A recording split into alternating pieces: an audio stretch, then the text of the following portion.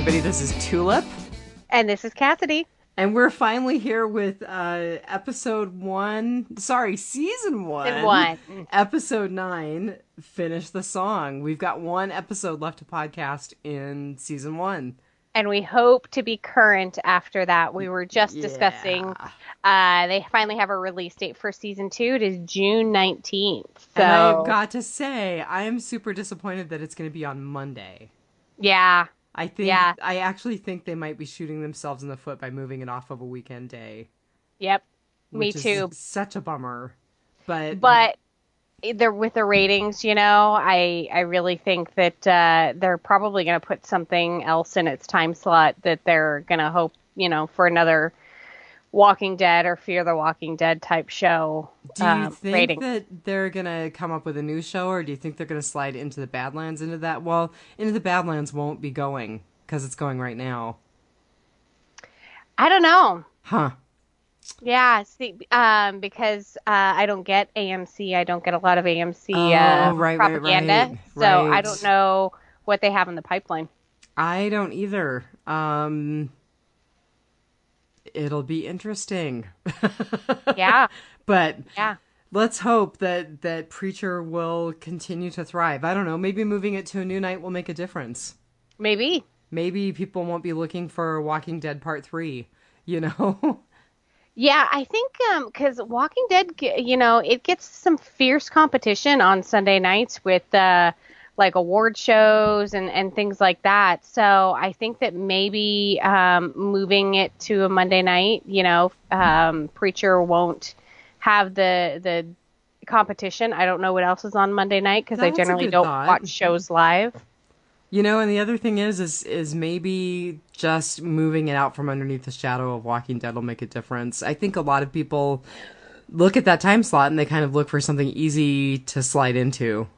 Yeah. And Preacher is definitely not easy, which I think we'll talk about tonight. Definitely. And I think that's one thing that might be one of its issues is because it is a show that you have to put down your phone and pay attention to. And Walking Dead, I am sad to say, is not living up to that this season. I haven't watched tonight's episode, so I don't know. It's petering out, but I kind of think that maybe next season will ramp up to a season 8 or 9 finish. I think tonight's episode was a good start, if that's what they're hoping and that's what they're planning. Yeah. Yep. Okay. Well, listen, I have to tell everybody you have got me hooked on My Favorite Murder. So, yeah, it's a podcast by two women who are kind of like us, who just sort of sit there and banter back and forth about random stuff, only theirs happens to be related to true crime murders. And it's really messed up, but it's really good. It is. It's so funny. If you're looking for like a Dateline factual kind of show, that is not it. You're looking for the wrong show. I'm so glad you said that. It's really just like what you would sit around and talk to your friends about, this like horrific murder, and they do, of course, one a week generally, or 2 weeks sometimes. But it's things you would say with your friends, and they have some really funny catchphrases and stuff, and they don't trademark any of their stuff. Like there's a bunch of Etsy stores that sell a lot of stuff with their little sayings on it. Funny. Yeah. Stay sexy, don't get murdered. I have got to say, I know this is not about Preacher at all, but they have not yet talked about Alaska's most famous serial killer, from which I understand. Butcher Baker. Yeah, so I'm going to be sending them a little My Hometown Murder note this week, I think. That's funny. That's funny. So, Stay Sexy, Don't Get Murdered should have been 1881's. Right. All of the women in motto. the saloon should have had Stay Sexy, Don't Get Murdered as their mantra, as their way of living. Exactly. That was pretty interesting. but we'll probably get to that a little later. I have so many questions about this episode, so I think we'll probably go long just talking about all of the questions that were raised. Yeah, so this initially I rated this episode lower, but after about an hour or two mulling it over, just thinking about it, I'm like, no, this episode really had a lot in it. And it had some really pivotal and some dark stuff in it. So I actually raised my rating. So tell me what you got. My rating is 4.5 tickets to hell. So my rating is not so high, and I think it's because I didn't feel very smart when I was watching this episode, and I kind of like to feel smart, you know? Yeah. I kind of felt like I had missed an episode too, but going back and reading the synopsis for the episode, I was like, okay, I think we were all in the same boat about like, what's going on? Yeah. So I must have blinked in a couple of scenes because I missed some stuff that's actually in the synopsis. So I rated mine 3 out of 5 unfinished songs.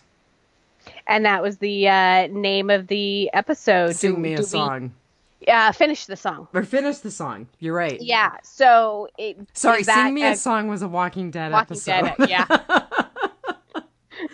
So finish the song. Was that just related to the cowboy, or did it have a more meaning in everyone else's storyline? You know what? I had a really hard time with it. At first I was like, okay, it's obviously him commanding the Chinese guy who was singing to finish his song.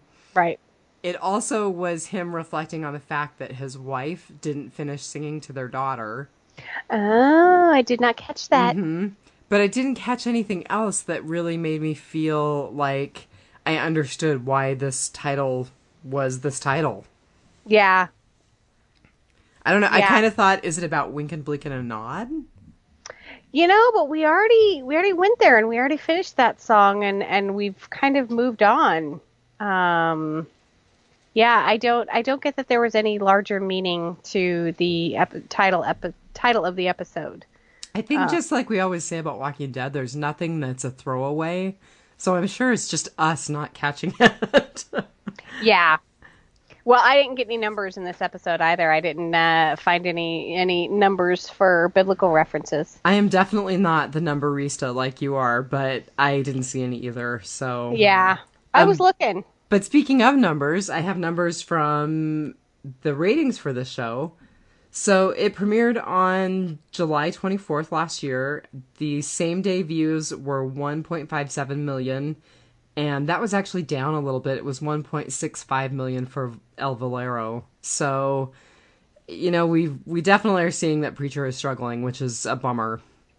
Yeah, so hopefully maybe moving it to Monday nights will kick it up a notch. From your lips to God's ears. Because otherwise, we are confirmed for season 2. We're doing a season 2. Season 3, of course, is up in the air. We'll see what the ratings and what AMC thinks. But I think Diane is itching to do another podcast. Well, I'm pretty much itching to do American Gods, but you know, Her plate is full. So I've given up, man. I'm giving it over to the podcast world. You can't podcast them all. I just wish I could knit, crochet, podcast, and spin all at the same time. And take care of animals. Right, because I just have too much on my plate. But yes, American Gods, that's definitely something I'm deeply interested in. So we'll see how that pans out. I know. Of course, they come out with a Neil Gaiman just when you're like knee deep in podcasts already. Well, that's all right. Yeah. So back to Preacher. The writer was a guy named Craig Rosenberg. And his big credit was After the Sunset, which was a movie with Pierce Brosnan. He has actually produced 9 out of the 10 episodes for season 1 for this show. And he also wrote South Will Rise Again. Ah. I think the thing that really kind of locks him in, though, kind of locks him into the lore and the rebirth of television, is he was a crew member on Lost. He did quite a bit with the series Lost. Yeah, that's what I'm seeing. And I really think, you know, when I think about this and The Walking Dead and Breaking Bad, I really feel like Lost was kind of the you can do anything with television. Yeah. I got stuck on season 4 of Lost. I Mm-hmm. have restarted Lost like twice, and I get to season 4 and I just can't go any further. So I actually all of these years I have avoided the ending to Lost. I don't know how it ends. Don't tell me. I can very honestly tell you I haven't watched the whole thing either because I got a couple of seasons into it. My friend Todd was really, really, really into it. And then life just got in the way, you know? Yeah. Yeah, life just seems to take priority over like season 5 of Lost. 5, Right. 6, and 7. Well, and then Todd was like, oh, the ending was horrible. I So, know. you know, Yeah, I'm and I not keep highly hearing that. motivated. I keep hearing the ending is horrible, but I don't know what it is. So like, I and I'm one of those who will read ahead in the book, like just to see how stuff pans out. Right, I But know you. You're the one who turns to the end of the book. You told me that, which drives me crazy. but no, I refuse to do it on Lost. And actually, there's a movie out right now that I guess has a plot twist in it that I really really want to go see. Uh, but it's the theater. We have two theaters here in Juneau, and the one that it's playing at, it's in the upstairs auditorium, and the upstairs auditorium, you think airline seats are bad. These seats are horror, and I'm 5 foot, guys. Okay, like I am not a tall person, and even I'm like crammed into these seats. It's horrible. So, Oh my god, if you're crammed into that seat, I can't imagine your other half in one of those seats. he sits in an aisle seat and kicks his legs out. Yeah, and we generally try really hard to avoid seeing shows in that auditorium. We will wait for them to come out off big screen. So, but it's Get Out. I really really want to Oh see Get yeah. Out, but Yep. and I'm hearing like a lot about this like twist or whatever. Like yeah, and I've avoided it really well. I'm good at it when I try, but sometimes I don't try. I'm so lame I haven't even seen Logan in the theaters yet. So I It was know. dark. It was super dark. So good. Yeah. So we are Okay. doing. So sorry, I'm behind, man. So the director, this is kind of funny. So the director for this episode of Preacher also happens to be the guy who directed tonight's episode of The Walking Dead. Ah, yes. So I was supposed to podcast with them, but I haven't watched. So we are gonna try for a TWD threesome next week. Yep. Yep. So this guy has tons of ties to AMC, Breaking Bad, Better Call Saul, Preacher, obviously. He wrote the episode Thank You for The Walking Dead, which is where Nicholas killed himself. Ah, And then, of course, he directed tonight's episode, and he's directed other episodes of The Walking Dead. He directed South Will Rise, which is the episode that the writer of tonight also wrote. So they've worked twice now together. wow. Let's see. The other thing that I thought was kind of cool about Michael Slovis, because I love this show, is that he has written an episode, or directed an episode rather, of Man in the High Castle. Ah, I've not. Yeah, I watched the first season. I have not seen the second season yet. Yeah, I think I've made this comment before, but the second season is a little too close to our current political climate. So I've watched a few episodes, but I have not watched the whole thing yet. Yeah, I'm binging Dollhouse on Netflix right now. So I'm a Joss Whedon fan. So and it was one of those that I think like something else is on at the same time slot. This is before like DVRs. And Okay. so I couldn't, Buffy, Angel, Firefly, all of it. I love Joss Whedon. And for some reason, I never saw Dollhouse, and I love Eliza Dushku. And so I'm binging that right now. So, Cool. yeah. There is just too much good stuff on. That is part of the problem. I know, we keep saying that, and it gets truer and truer all the time. It does. This Michael Slovis guy also directs a lot of episodes of Elementary, which is another show that I absolutely love. Oh, I don't know that show. Oh, you really need to see it. In your copious amounts of free time. In all of my spare time. When I'm knitting, crocheting, or spinning, I will Yeah. put on an episode of Elementary. or snuggling with her new puppy. Right, who is just totally adorably cute. I'll have to put a picture of him on the Facebook page. You will. Tulip, So, oh, go ahead. Tulip's new puppy, and Tulip has a Yes. tulip. Tulip has a tulip. I should put a picture of Tulip. I'm going to get custom plates for her, I think. You should. I had to laugh. I said something about Tulip getting a bath, and someone assumed I was referring to one of the dogs, and I was like, Yes. oh no, Tulip's my car. So Diane put it out on her personal Facebook page of what she should name her car. And it was after like two walk like Lilith or something else, right? And I was like, Lilith was definitely in the running. I was like, Tulip. Yeah. And she is definitely Tulip. Yeah. Yeah. So I did featured cast for this episode too, and I did the cowboy because we haven't really talked about who plays him. No, I don't think we have. So this is crazy. He is played by a Scottish guy. Of course he is. So he's played by a guy named Graham McTavish, who I'd actually heard of before. Excuse me. And then I looked him up, and he plays Dougal Mackenzie on Outlander, which I need to catch up on. He played... I'm not going to say the name right because I'm totally not a Tolkien geek. Dwalin in The Hobbit. Yeah, I don't know.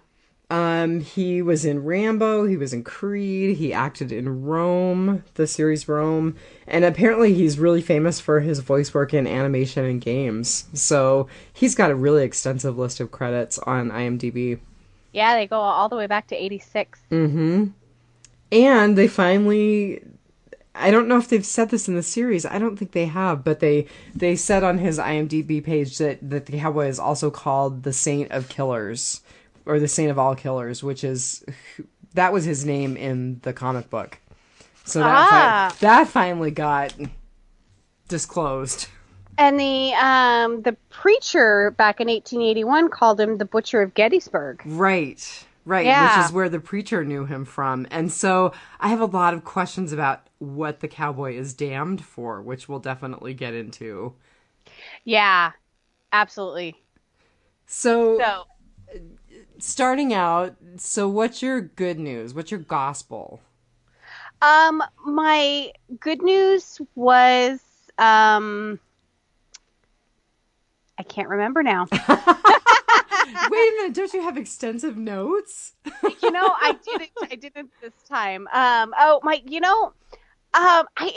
was very, very small. It was very, very subtle. And I don't know if it's good, but I really, really liked the maybe finding it out. Are Fiora de Blanc a couple? I actually read that somewhere. I followed an article down the rabbit hole on IMDb, and the person who wrote that article said the same thing. Because they're willing to go to hell to not be separated. Is that what it was? Yeah, they if they went to hell and confessed all their sins, they were going to be separated. But or if they went to heaven and confessed all their everything that had happened, they were going to be separated, and neither of them could really bear the thought of it. So they decided to go to hell, even though they flipped a coin and decided to go to heaven. And then Jesse stole their way back. Right. So. I think gay angels would be awesome. I think it would be. And those two, like they're an adorable couple. Like even if they're not a couple, like. They're an adorable pair. Like talk about an odd couple. Talk about tall and short. Well,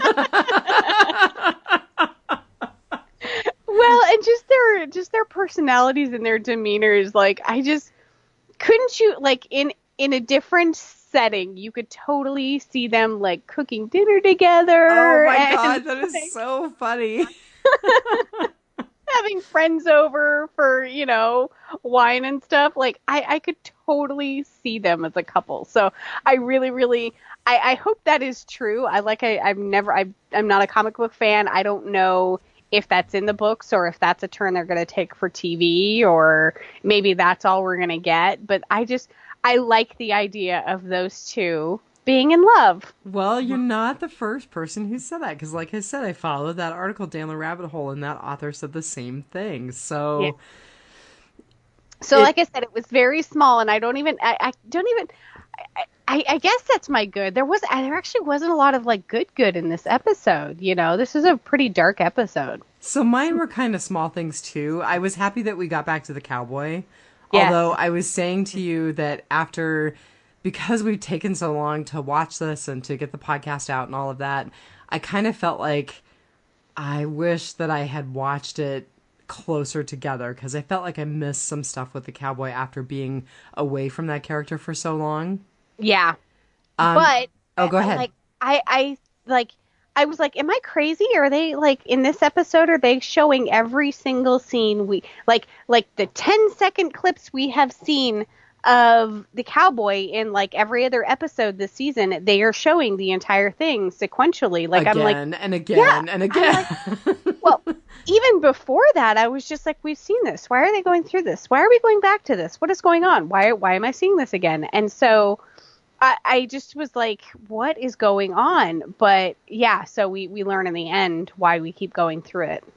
So But yeah, the same guy who wrote about Fiore and DeBlanc wrote what I think you're going to say about why we went through it. So I'll table that for the moment. yeah, that's actually he was actually my good, like the cowboy, like getting a lot more of this backstory and everything was my good. But I really liked the Fiore and DeBlanc thing, so I moved cowboy to my ugly. So the other thing that I liked was that Cassidy was back and nearly fully healed by the end of the episode. Yes, and him and Jesse were buds again. Yeah, they worked it out. In fact, I wrote down the line that Cassidy said to Jesse because I thought it was really cool. Jesse was apologizing for letting him burn, and Cassidy said, "You put me out. That's what matters." Yes. Okay. So, and I was like, okay, did we miss that in an episode or? Or But was no, that they didn't show it? no, they didn't, and we were left to think that he didn't. And if you go to AMC in the synopsis for the episode, it says that Cassidy disclosed that Jesse put him out. So we weren't supposed to know up until now. I think so too. And in Yeah. fact, I didn't realize until watching it tonight that Jesse knew that Cassidy had survived. Yeah, I didn't know either. So I don't know. That was my good though. I was happy to see Cassidy back and essentially whole by the end of the episode. Yeah, absolutely. So what was your Job? What was your bad? My bad were the two major deaths in this episode. Okay, Miles and Seraphin. right. But I have some comments about Seraphim. So Sheriff Root started off really, really dark in this episode with Jesse in the back of his cruiser. like threatening him about falling off the top bunk repeatedly until he gets it right. Yeah, and like how, child killers and stuff are treated in prison, and he's gonna, tell his friend that he's the warden. And like, I was just like, wow, like that's for someone who really like did not like his son. He's like all of a sudden super protective of his missing son. He doesn't even know that Jesse did anything. But then when he strangles Seraphin in the bathtub, I was like, really? Like, I didn't see that out of him, up until now. I'm just like, I mean, I get that it was a mercy killing, but yeah, it was super dark for me for him to strangle a life. I know she was begging for it, and of course we all know why she wanted to die, because she regenerates once she's dead, and that's why she wasn't dead, is Fiore and DeBlanc had her trapped in her limbless body. Which was creepy as hell. Yeah. I was like, oh my god, what is splashing around in the bathtub? That was totally my favorite murder moment. I know, right? Like it's like boxing Helena all over. Really, if you've never seen that movie, don't watch it. You don't need that in your head for the rest of your life. Right. The Seraphim is enough.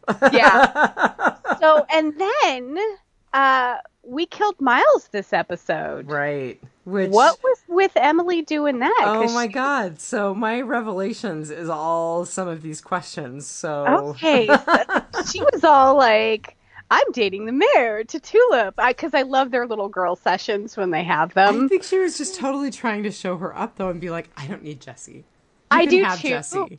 I do too. But then she's like, I'll just feed him to Cassidy. Right. That that was. I mean, don't get me wrong. I think Miles kind of deserved to die. I mean, I think he's sort of one of Quincannon's little minions, and I'm totally Team Cassidy. So it was a win-win for me. But still, that was a really dark place for Emily to go, to just be like, yeah, I'm totally gonna feed Miles to Cassidy. Well, Miles certainly isn't the worst person in this story by any stretch. Oh, no, no, no. He's kind of like, I don't know, like the doorman in hell. He's just Yeah. kind of officious and self-important, but doesn't really do a whole lot.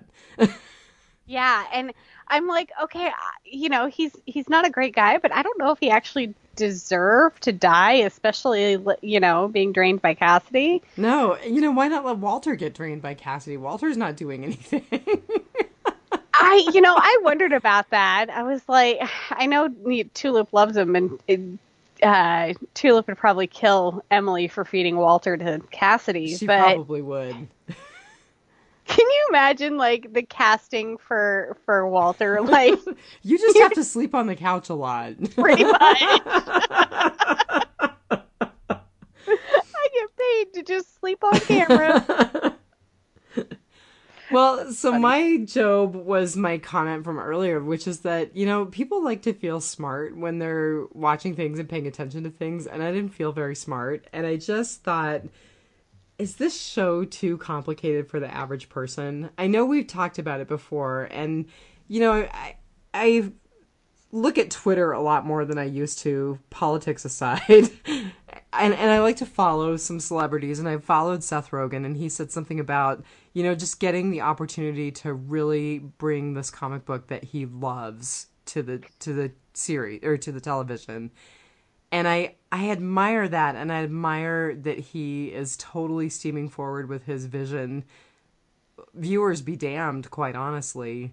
But I just wonder if this show is too clever and too complicated for the average person. Yeah.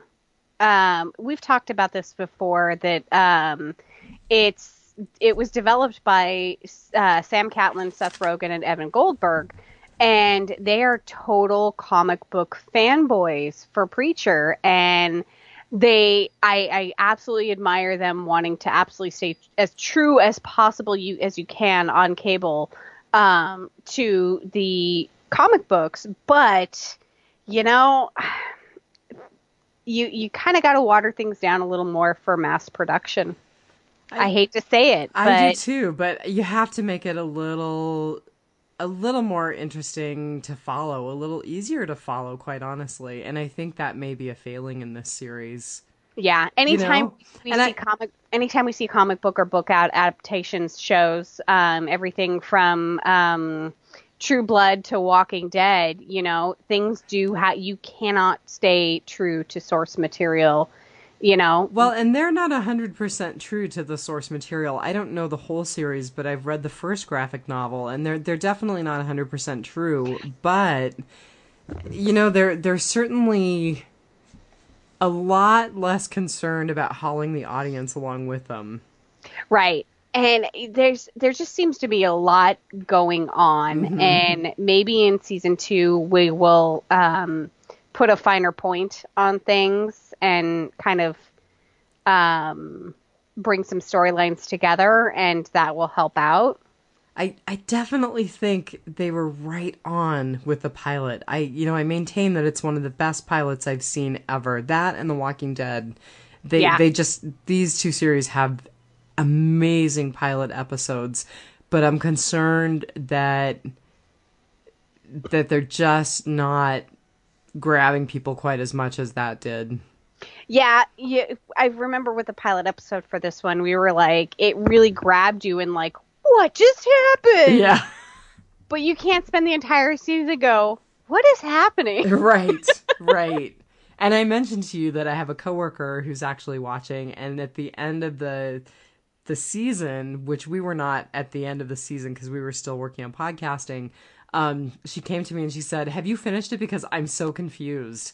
And that's really all she said. So I kind of worry that there are other people out there who are feeling the same way. And I know that definitely tonight I felt the same way. Yeah, and I did too, but I kind of had this feeling going back and reading the synopsis and everything that we were sort of meant to feel a little lost, and that did I miss an episode? Did I blink? What's going on? Right. So, And the other thing is that I admit it's intellectually lazy to want everything spelled out. So I hope that I can persevere and that other people can persevere as well. yeah. Yeah. So my revelations go right to your points that you brought up. So I wrote, when did Emily decide to kill Miles and feed him to Cassidy? I think it was when she talked to him on the phone when she was feeding Cassidy the guinea pig. And he's like, "I'm staying over tonight." Yes, that is totally what I thought it was too. Because he even bragged about letting the kids see him wake up the next morning, and I think she was like, "No, that's not in the plan." And she was like totally not focused on that phone conversation at all. And he said that, and she was like, "What?" Yeah. So I'm like, oh, that I think that's when she was like, "Yeah, I think next feeding is not going to be a guinea pig." Well, and that actually. Pig. that actually leads to one of the things that I have in the word, which is, she was watching that movie. Psycho. Is that what it was? I'm so Yeah. embarrassed that I didn't know what it was. But, that the actress in the movie was talking about, we all live in traps of our own making. Yep. And I think there were a couple things going on. I mean, she realized that she was in this huge trap, but she also, when she went and set all of the animals free, she was like, I don't want them to be in the trap that I'm in. Yeah. So I think it was kind of all of those things playing into her decision about Miles.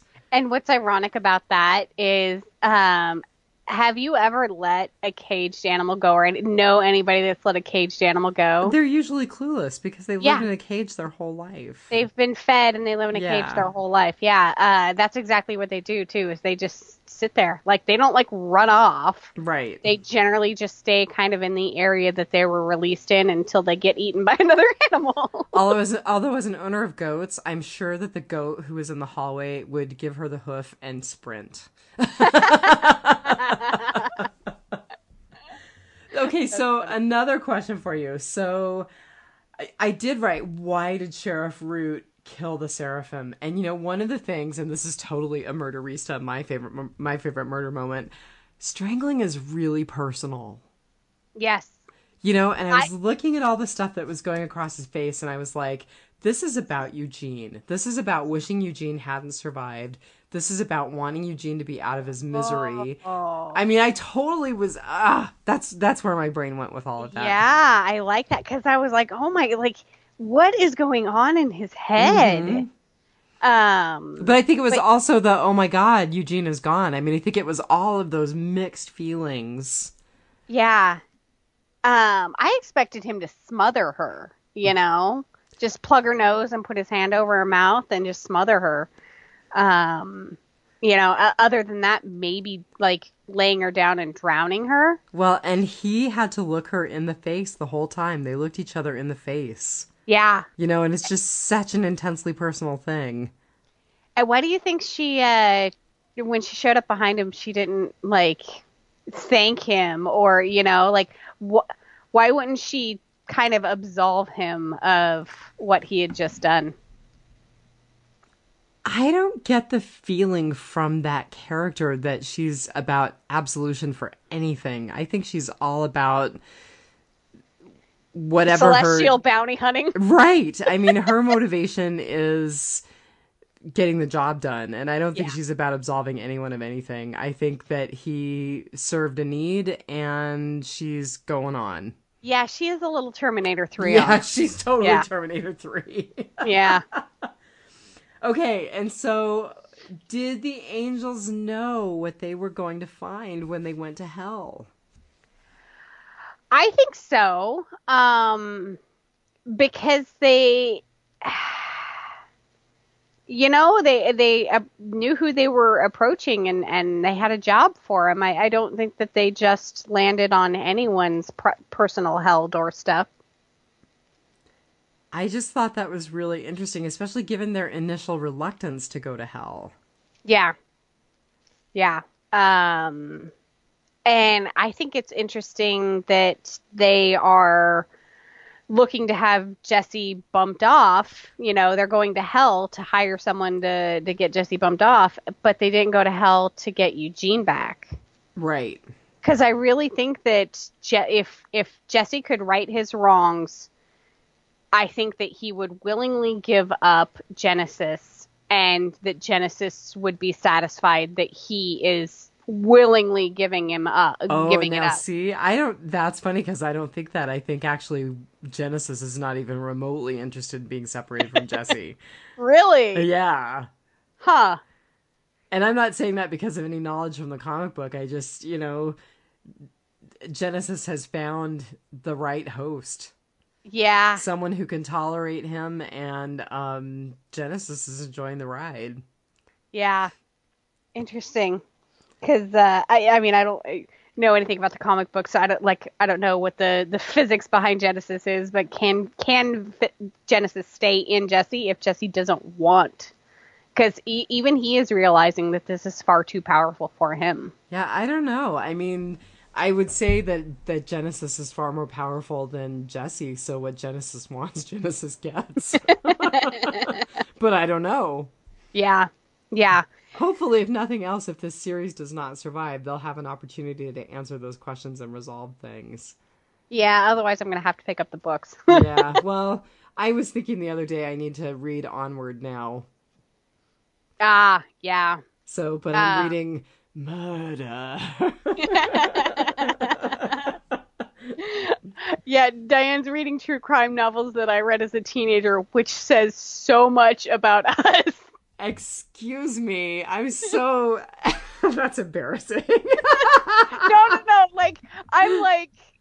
I love Anne Rule. I've read all of her books, and Diane's read a lot of them too. And Diane is far more well read than I am, which is totally proven by that sentence.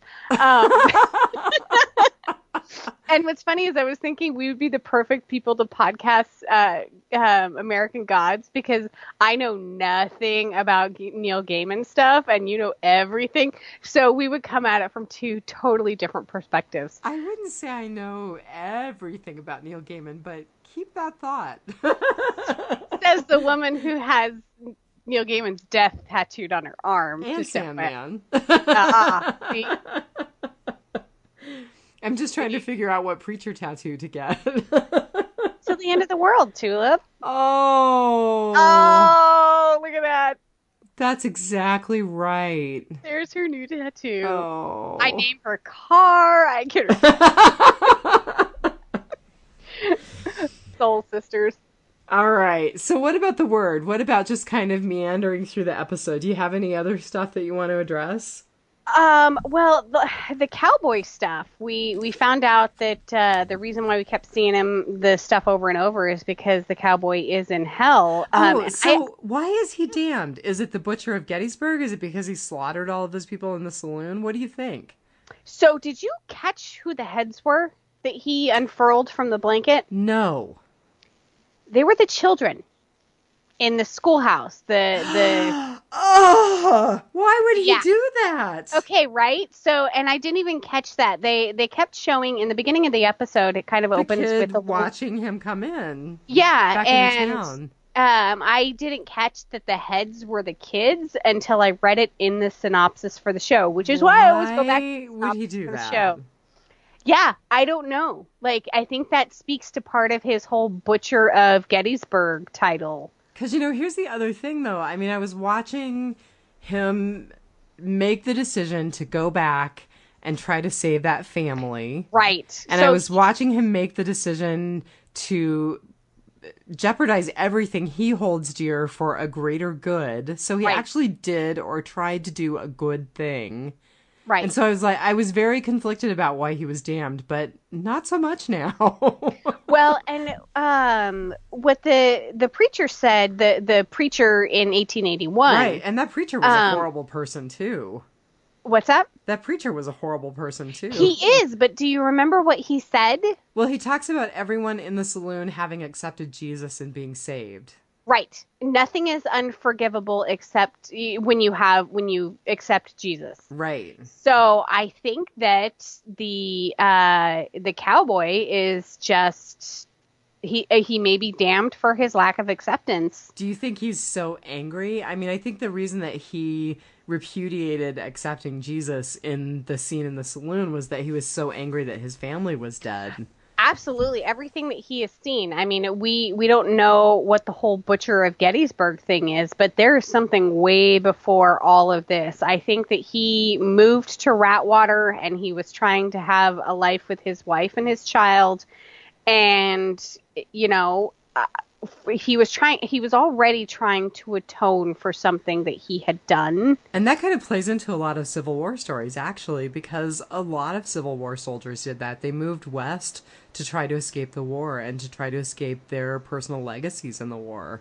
Right. And I mean, this guy just, it's so all around him. I mean, the preacher won't let him forget. And he's always passing that hanging tree with the scalped Indians. Right. And, Which I realized was the tree that the angels were buried under. Right.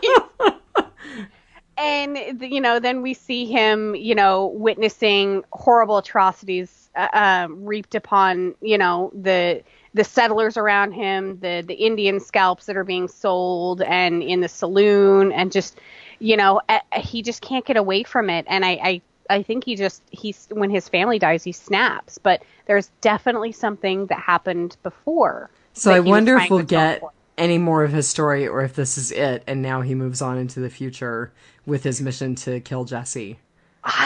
We have to get a little, like, why did he kill the school kids? That's my thing. Like, I get all of the people in the saloon because they were, but why kill the innocent?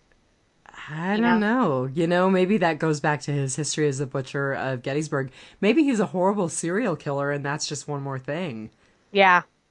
Yeah. So that was my big thing with I did not get it, and that's why I always go back and read the synopsis. I usually go back and print it out, but I didn't do that this time. But I have it pulled up, and I was reading it, and I was like, oh my god, those were the kids' heads. So does the synopsis explain the title at all? I'm still really curious about that.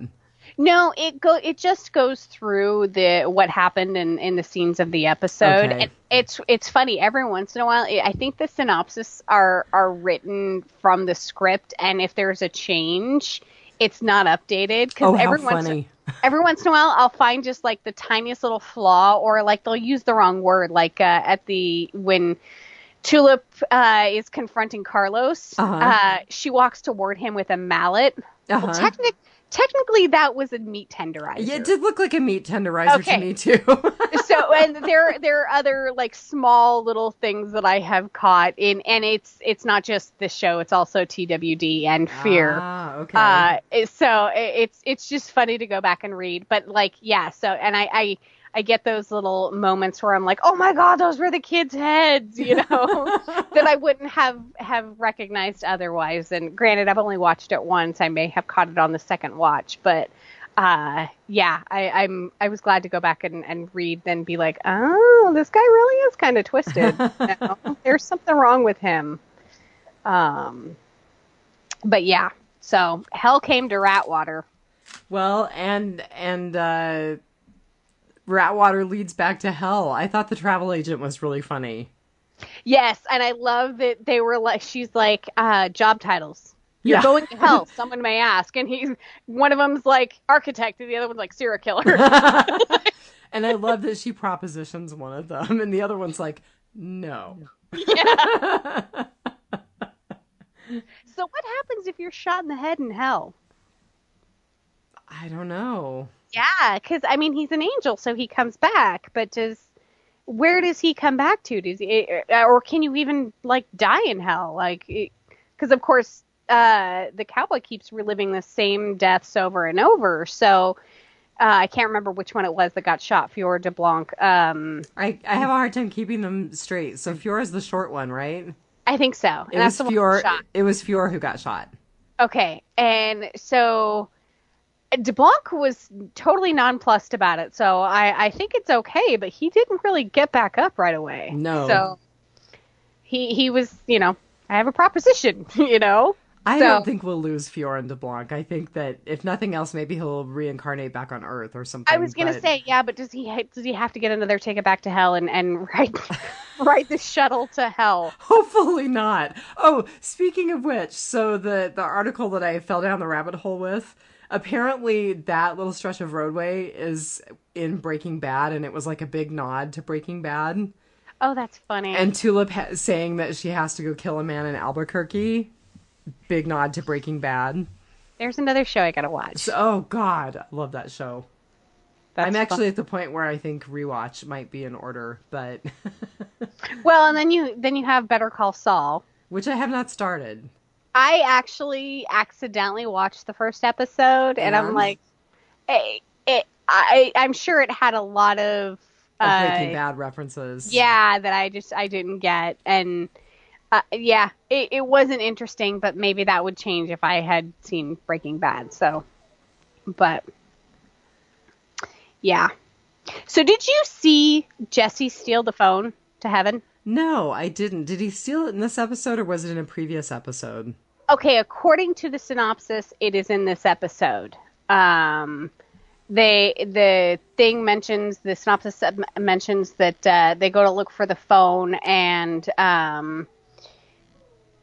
find out that it's not there, and Jesse's hiding around the corner with it. And I was like, did I blink? I must have blinked at the same time. Okay, so I think that's one of those. I think this episode was just edited wrong. I was gonna say maybe that's on the cutting room floor, and maybe the person who wrote the synopsis didn't realize that.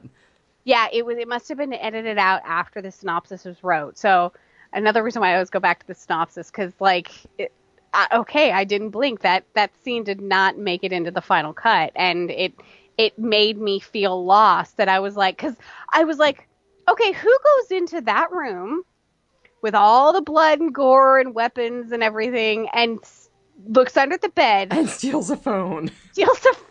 Although Jesse does know that he's in kind of atypical circumstances. But no, I mean, yeah, Jesse would. Yeah. So that was my thing, is I was like, okay, who would be your first suspect? Like, if the cops aren't there waiting for you going, why is all this blood on the wall, So you discover the phone is missing, and you're like, who could have stolen it? So I that one shouldn't have wound up on the cutting room floor. And maybe we didn't get a good look at the heads, and that's just in the synopsis, and something else was on the cutting room floor that made us figure out that it was the kids' heads. So I absolutely recommend, anytime you're confused about a show on AMC, go read the synopsis. I do want to say one other thing about AMC, and this is an irritant in Walking Dead. We've talked about this, and I was watching this episode tonight, and I was like, my God, the number of commercials. I think I counted at 1.6 commercials. Ad revenue. Between breaks. They're like the Super Bowl. They get a lot of ad revenue. I guess, man. Which is what irks me, why they were holding their channels hostage over a lot of smaller cable companies, like the one in my town, who's the only game in town. And so we lost AMC, and like I said, I totally back my cable company on this, because our rates would have gone up, and I already pay like way too much for cable and internet and everything. Sister. Yeah. And I mean, as Americans, we pay way too much for cable and internet. If you look, and they have, Europe has faster speeds and better reliability and things like that. But socialist. So, but I totally side. I really feel the loss of IMC, IFC, or AMC, IFC, and there was I think BBC America we lost, and I like those three channels really hurt my viewership for regular TV. So, but if it would have like doubled the price of my cable because AMC was holding their really good shows over the cable company's heads, then I got to back my cable company. Yeah, I understand that. But so, another thing that I commented on that I thought was really funny was that Cassidy's encounters with the angels finally paid off. Yes. And they only had to dig one hole because they're going to put miles in that hole, right? Digging up the angel hand, and right. That was super convenient.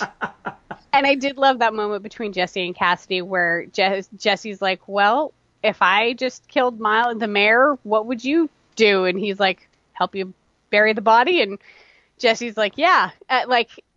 That's exactly what I was thinking as I was like, "Oh, they're going to bond over burying Miles." Poor Miles. I don't know how many, there aren't a whole lot of sympathetic characters in this show. No, I mean, at this point, I'm still feeling like Cassidy is the most sympathetic character in this show. He really is. Because he's a vampire. This is all in his nature. Yeah. Yeah, but, you got to think that Jesse and Tulip really didn't have a good start at life, so it's not any wonder they turned to a life of crime. But Merlot and pancakes, that sounds awful. It does sound awful. Wine and pancakes. Now, Merlot is the only wine that I can't drink. I'm not a bitter wine person. My reds are sweet. So like a fruity bubbly thing with pancakes. A prosecco, yeah. Like the cupcake. Yeah. Yeah. Absolutely, yeah. Maybe with some peach nectar and make a Bellini. Oh, there you go. I like that. Yeah, here we go.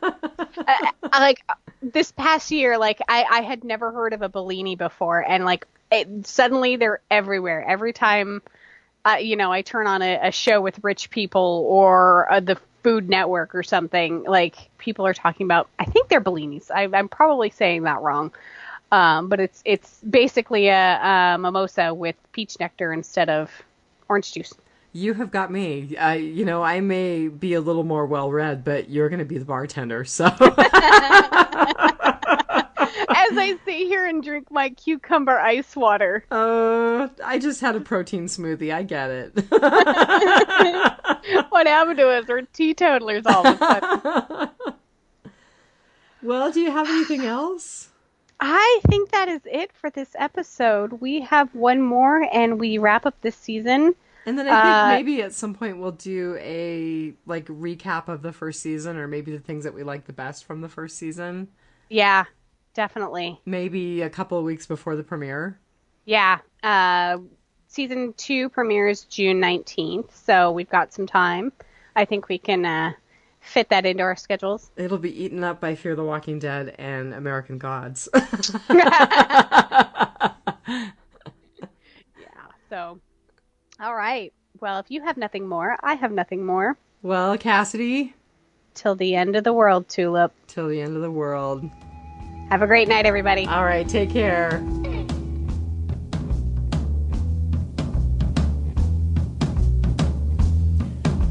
I left his body in the woods, and I took off running south.